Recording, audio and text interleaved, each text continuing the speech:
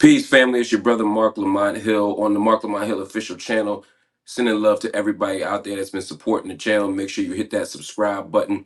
When you hit the subscribe button, you can get updates whenever you want for the channel. Also hit that little update button so you get the bell that goes off every time I come on live to talk about issues that's going on in the world. Today, I want to talk about something that's very, very important. A 10-year-old boy was arrested for urinating in public.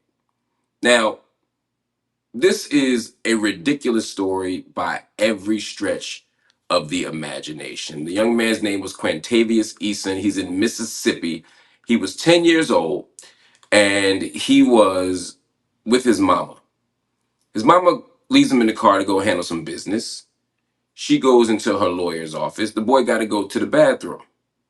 Now, many people were taught, I was taught by my mama and dad, if you got to go to the bathroom in public and you can't use the public bathroom, you can't find a public bathroom, you find a discreet area and you go pee. Well, that's what the boy did. Now, you might be thinking there got to be more to this story. He peeing in public ain't something police lock people up for. Did he pee on somebody's house? Did he pee somewhere he wasn't supposed to? He peed behind his mama's car. So again, nobody else's property. He didn't deface any property. He didn't destroy any property. He didn't disrespect anybody's property. Young Quintavious simply peed behind his mama's car because he had to go to the bathroom. Well, the police didn't like that. This is the Senatobia, Mississippi police. So they come over to the boy and they arrest the boy. Now, I'm going to add another layer to it because you might say, well, why didn't he just go to the public bathroom? Why didn't he call his mama? Why didn't he find his mama? He's 10. At 10, you can't do that stuff. But let's say he should have. The courthouse, which he was near, had a sign saying no public restrooms. So again, the boy did what he was supposed to do. He went to the bathroom. And of all the things going on in public, of all the things going on look, I don't know about Senatobia, Mississippi very well. I don't. I don't know if they have a high murder rate. I don't know if they have a high sexual assault rate. I don't know if they have a high burglary rate. But it's hard to imagine that Quintavious Eason was the biggest thing that should have been on their radar. But I'm going to tell you something else. You could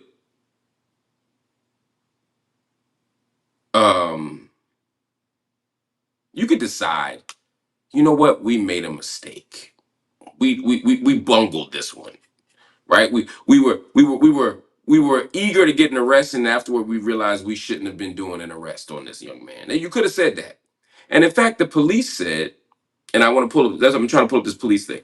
The police said that they were sorry about what happened. They didn't say sorry. What they said is the officers involved, quote, violated our written policy and went against our prior training on how to deal with these situations.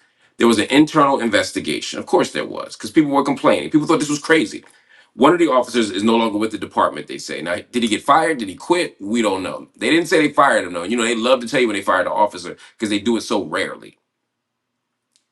And the others were disciplined, according to the police. Now, this young man is now 10 years old. He's been arrested for publicly urinating in a parking lot when he just had to go to the bathroom. But the ordeal's not over. The ordeal's not over. Because now they take the boy, and according to the boy, he was put into a jail cell. Imagine being 10 years old, peeing, and now you're in a jail cell. You couldn't hold your pee, and now suddenly you're in a jail cell. You know how terrifying that is? Now, this boy is living through George Floyd. He's living through Trayvon Martin. He may not remember, but he's living through Trayvon Martin. He's living through Mike Brown. He has every reason to be terrified of police. He has every reason to believe that what the police are doing could lead to his harm, could lead to his death even. So this boy is being traumatized at the age of 10, just this past August, because he had to pee. But it ain't over yet. Because again, at any moment, the police could say, you know what? We messed this up. Let's stop here. No, no. He was arrested, put in a jail cell, and he was charged. The boy was charged. Now, you could say, well, this was not the worst charge ever, but he was basically charged like somebody who was engaged in reckless endangerment. He was charged basically, it's almost really like a charge against the parent because he's basically charged with like not being supervised, or like child. It's almost like a child endangerment charge. Is basically what he got. Um, Now they didn't charge him in criminal, I mean in adult court because he didn't murder nobody, but they charged him in youth court. So now this boy is arrested, put in a jail cell, tried in court, tried in court. Now, at any moment, especially with the world watching, this is August, they could have said enough.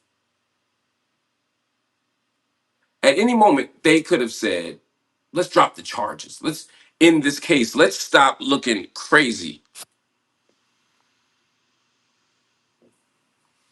But they don't. And so today, we got word that the boy had been sentenced earlier this week on Tuesday, December 12th. Quintavious Eason, who's now in third grade, he's in third grade right now. He's now 11 years old. He's been sentenced to probation, 3 months probation, and he has to write a paper, a school paper on Kobe Bryant, who is his favorite basketball player. Now, some of y'all might say, well, all's well that ends well. He didn't have too bad of a go. What's the worst thing that could happen? Right? He learns to write a paper. He gets to learn more about his favorite player, Kobe Bryant. He learns not to pee in public. That's an easy way to think about it, but it's the wrong way to think about it. Let's start from the beginning. The reason why we talk about police and policing the way we do, those of us who identify as abolitionists, the reason why we want to defund police and the reason why we want police out of our neighborhoods is precisely for moments like this. A police officer is not trained to de-escalate. A police officer is not trained to see a problem, to see a crisis, to see an issue and fix it. If the only solution you can think of is to arrest a 10-year-old boy, then you ain't got enough solutions in your toolkit. As they say, if the only tool you have is a hammer, everything is going to look like a nail. And Quintavious Eason looked like a nail. All they knew how to do when they saw something they ain't like was arrest. Now, why are they looking at him in the first place? This is the other problem. Black boys, in particular, are seen as older, according to studies, older and more guilty than their white counterparts. So when they see a 10-year-old boy, they might have thought he was 17. Now, I'm not just pulling that number out my butt. Tamir Rice, they thought was 20. They thought a 12, 13-year-old boy was 20 before they killed him. So the idea here is that the whole reason they even looked for Quintavious Eason is likely because he was black and male. That's not to say that black women and girls don't have their own issues with the law enforcement establishment, because they do. They also get criminalized in public, just in different ways, but not better, not worse, just different. But black boys get criminalized. So they see this young black boy, he ain't doing nothing but peeing. But of course they see him and they go, oh, he must be up to something bad. He must have done something. So then they stop you for anything. that's remotely illegal as a pretext to find other stuff. That's why the lawsuit that his family's filing is also going to be against illegal search and seizure, saying that they violated his Fourth Amendment rights because this boy wasn't doing nothing. But they say, oh, he's urinating in public. That's a crime. Now we can figure out what he's really up to. And then you look and you find out they ain't really up to nothing. These kids ain't up to nothing. Some are, but this one wasn't. Most aren't. But the police double down. Why? Partly because not only do they think that he must really be up to something, but oftentimes they can't possibly see a little black boy as a little black boy. We adultify black children. We see black girls as fast and grown. We see black boys as tough and aggressive and grown. So while you couldn't imagine a 10-year-old boy from the suburbs getting arrested and put in a jail cell and eventually sentenced for peeing outside, it's entirely within the realm of our imagination that could happen to a black boy. So that's what they did. But they still could have let it go. They could have dropped the charges, but no, now they got to keep going because if they drop the charges, it's almost like an admission that they did something wrong. So instead, they keep going and saying, well, he did break the law. So another question we got to ask ourselves is why do we have these laws? Obviously, we don't want disorderly conduct. Obviously, we don't want people peeing on people's houses and on people's cars, on people, right? I mean, like, there's a reason. There are some laws that should be in place or regulations on how we govern it ourselves. That makes sense. But do we really need to arrest everybody who pees against a tree or pees in an alley? If you did that, you'd be in the hood locking everybody up. You'd be locking every homeless person up. Oftentimes, these anti-public drunkenness and anti-public urination laws are actually for the homeless to create space to criminalize homelessness. But in this case, it was to criminalize the young man. And they selectively decide who they're going to invoke these laws against so that they can be arbitrary in who they want to arrest, who they want to search, who they want to try and leverage into a snitch to get at other people in communities. This is why they do this stuff. And this young boy is traumatized. His mom says he needs to seek counseling now. He's afraid of police officers. You don't say. He's traumatized by being stuck in that jail cell. You don't say. Y'all always talk about how black folk don't have healthy relationships to police. Why you don't think stuff like this has some effect? You don't think young Quintavious and his friends and his family are going to develop a disposition toward police because of this? This is the reality. This is the world we're in. So this little black boy was sentenced to 3 months probation. Now, he technically has a juvenile record. Now, will it get expunged and dropped and all of that? Probably. When he's an adult, will it matter? Maybe not. For a job or for college. But for right now, this young man has a record and they make him write a 2-page paper. Now, you might say, well, it's about as bad a basketball player and all kids need to work on their writing. True and true. But I can also tell you as an educator that the last thing you want to do is turn literacy into a punishment. And if that kid associates writing and essay writing and book reports with the police and punishment, that ain't gonna make reading and literacy an exciting idea or an exciting activity for him either. So there's multiple layers of criminalization and punishment that are transforming people's experiences, young people's experiences with law enforcement, with education, with court systems. It's making all of them deeply, deeply negative and deeply, deeply harmful, deeply, deeply painful, traumatic even. So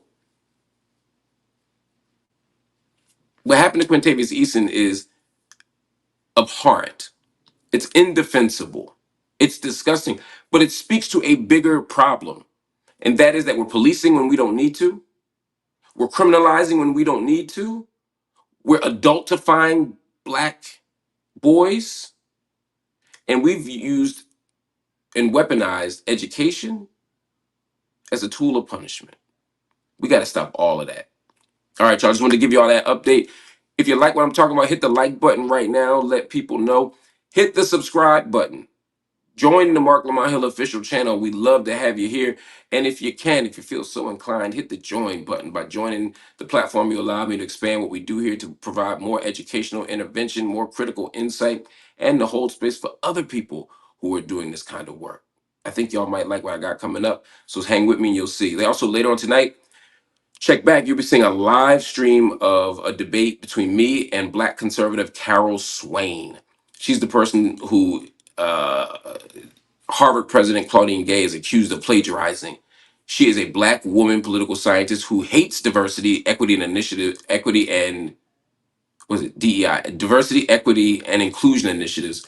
She's somebody who opposes affirmative action, and me and her go to the mat about this stuff. So make sure you check it out. Again, hit that like button, hit that subscribe button. If you feel so inclined, hit that join button. I'll see y'all later. Peace.